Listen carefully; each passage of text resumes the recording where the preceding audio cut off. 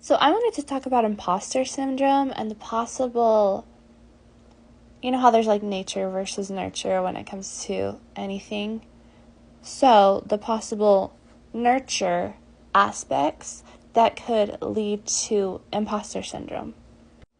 Because anytime you understand where something comes from, then you can start to take manageable, practical steps towards possibly doing the opposite of that if it's causing a problem for you.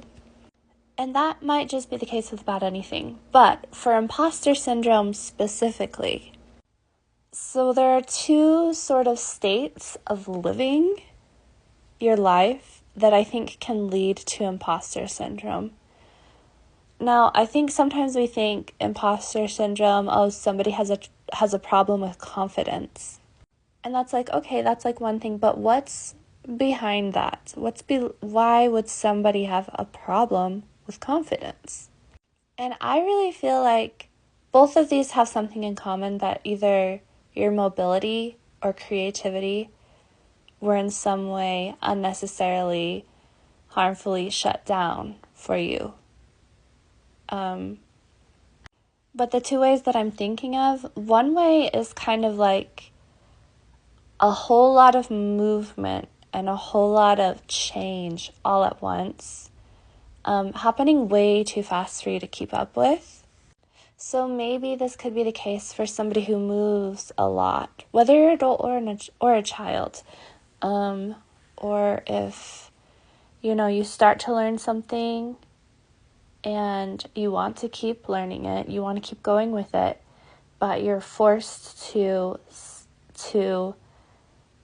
automatically like change what you learn. And that can come from maybe like a job loss and then having to get another job, or like having multiple different jobs where you want to keep learning and that is shut down. That's jobs or subjects in school,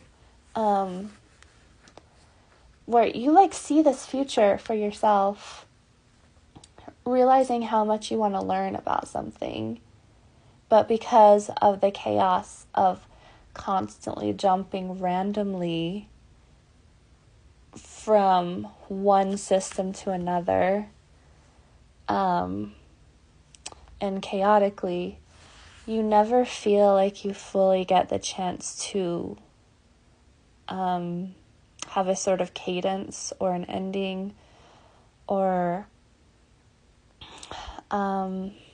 resolve. That's the word I'm looking for. You'd never feel like you have a resolve to your story because you're tossed around so much. And I think children can possibly experience that a lot.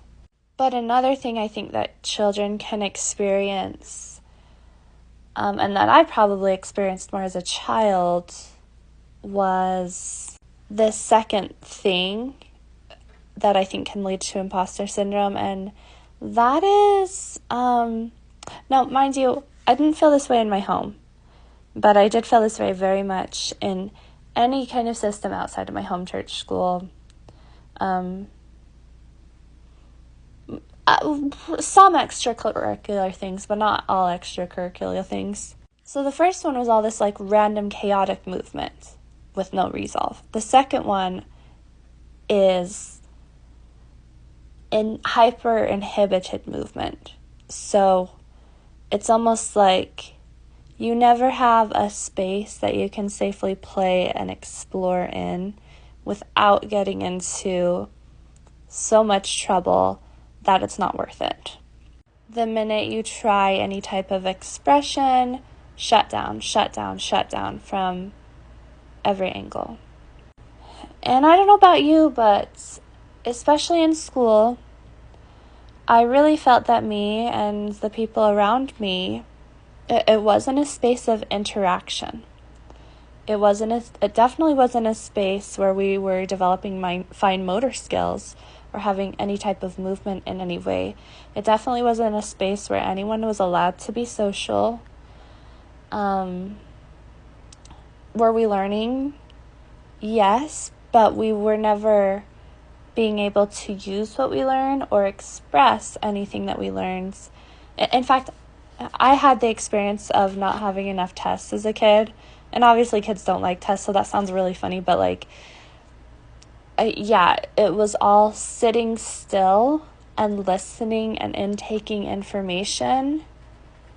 And a test is a way for you to know whether you're actually learning the information. But I feel like there like weren't even enough tests and that's a way a student can actually express something, some kind of connection.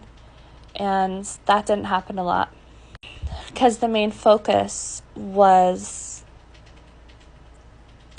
to keep things orderly and, honestly, to keep kids safe in a safe place while the parents had to work, right? I don't think every school is like that, but I do feel like that's what I experienced. I think it could have been different if there was more activities, more interaction, probably like more teacher to student ratio, which I know is really hard I know that's really hard to accomplish sometimes. And like more tests, more expression, more group activities that you could have students do, or more presentations you could allow students to do. But yeah, my experience was not a lot of those things. It was constant lectures, constant sitting, listening. And so between those two things, me experiencing the second and just thinking that the first could also come into play for some people, I think that with the first situation, you don't learn enough before you're moving on to the next thing. So you never feel you never feel like safe at all. And then I think the second situation, you might feel pretty safe, but you don't, your creativity has been shut down, so you constantly feel like if you do open your mouth, if you do try to express yourself, that is not socially acceptable, that is not okay, and you will be looked down upon, and you will be rejected, you will get in trouble, because that's the conditioning that has occurred. And so then when you come out of either of those situations, you start realizing, oh, I've stayed in the same place and I have the opportunity to learn more in this place, but I'm not going to because I'm expecting to have to up and change everything again like I have been over and over again with that first situation. I feel like that's how they would feel. And so any situation, they might be more well-equipped to portray confidence, but not actually feel confident within themselves. And they might feel less inclined to continue to learn more about each situation that they go into and master that. And I think that can lead to imposter syndrome, never having the ability to master what you want to master, to go further in, to really learn a lot. And then the second one, having an effect on imposter syndrome, it's just I feel like where the cutoff would be that you actually might have a lot of knowledge and a lot of understanding on things, but you have no idea how to express it. So then because you come to expressing it and you're not able to, even though you feel like you know it, then you feel like, oh, maybe I don't know, and you start to second guess yourself. And that's where the imposter syndrome comes in there.